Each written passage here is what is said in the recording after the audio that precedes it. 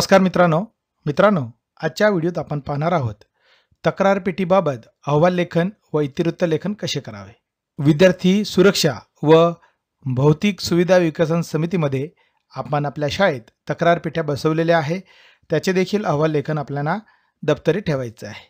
अहवाल लेखन कसे करावे या संदर्भात सविस्तर आपण या व्हिडिओत जाणून घेणार आहोत।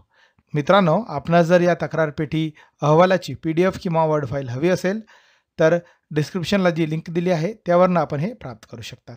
या ठिकाणी माहे जूनसाठी सभा क्रमांक 1 साठी लेखन केलेलं आहे। या ठिकाणी शाळा, केंद्र, तालुका, जिल्हा आपणास टाकून घ्यावायचा आहे। आपण ज्या तारखेला ही तक्रार पेटी उघडणार आहोत ती तारीख या ठिकाणी टाकून घ्यायची आहे आणि ठराव किंवा ठरावाचा तपशील थोडक्यात या पद्धतीने लेखन करून घ्यायचा आहे। दिनांक आपण ज्या दिवशी तक्रार पेटी उघडणार आहोत ती तारीख या ठिकाणी टाकून घ्यायची आहे। शाळेचं नाव या ठिकाणी टाकून घ्यायचं आहे आणि या ठिकाणी अध्यक्षाचं नाव देखील आपल्याला टाकून घ्यायचं आहे। विद्यार्थी सुरक्षा व भौतिक सुविधा विकसन समिती मधील ठरवलेल्या सदस्य मधून दिनांक ज्या दिवशी आपण उघडणार आहोत ती तारीख रोजी तक्रार पेटी पाहणी करण्यात आले। या पद्धतीने थोडक्यात आपणास प्रस्तावना लेखन करून घ्यायची आहे। सभेचा पहिला विषय या ठिकाणी मी घेतलेला आहे।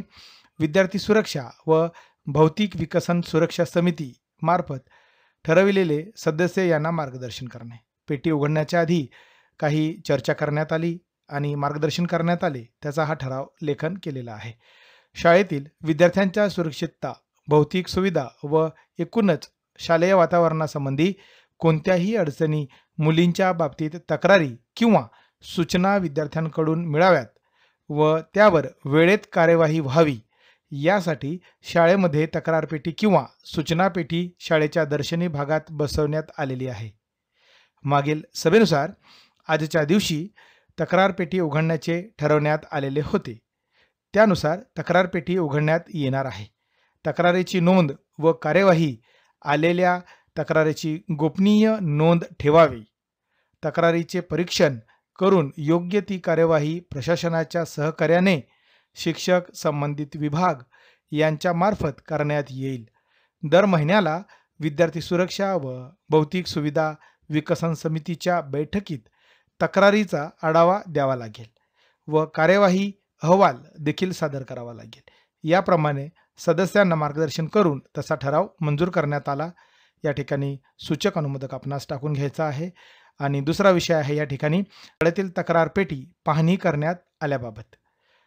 या ठिकाणी शाळेतील विद्यार्थ्यांना त्यांच्या समस्या, अडचणी किंवा सूचना गुप्तपणे मांडता याव्यात यासाठी ठेवल्या गेलेल्या तक्रार पेटीची म्हणजेच कंप्लेंट बॉक्स दिनांक या ठिकाणी आपणास तारीख टाकून घ्यायची आहे।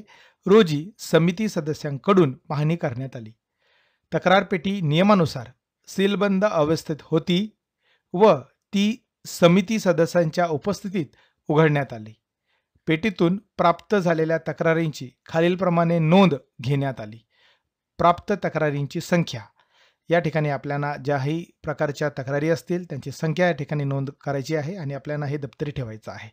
तक्रारीचा प्रकार आहे शिक्षण विषयक आहे का, त्या ठिकाणी आपल्याला असेल तर तो नंबर टाकून घ्यायचा आहे। विद्यार्थ्यांतील गैरवर्तन त्याबाबत काही असेल तर तो आकडा या ठिकाणी आपल्याला टाकून घ्यायचा आहे। सुविधांशी संबंधित म्हणजे शौचालय, पिण्याचे पाणी किंवा बस सेवा इत्यादी असेल तर या ठिकाणी आपल्याला तो आकडा मेन्शन करायचा आहे। या पद्धतीने आपल्याला हे आकडेवारी या ठिकाणी भरून घ्यायची आहे।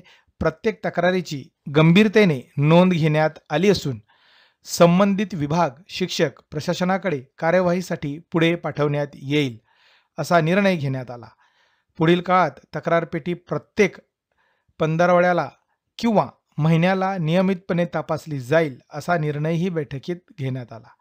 या ठिकाणी सूचक अनुमोदक टाकून घ्यायचा आहे आणि या ठिकाणी तक्रार पेटी उघडताना जे सदस्य होते त्यांचे नाव, पदनाम आणि स्वाक्षरी या ठिकाणी आपल्याला करून घ्यायची आहे आणि हा रेकॉर्ड आपल्याला दप्तरी ठेवायचा आहे।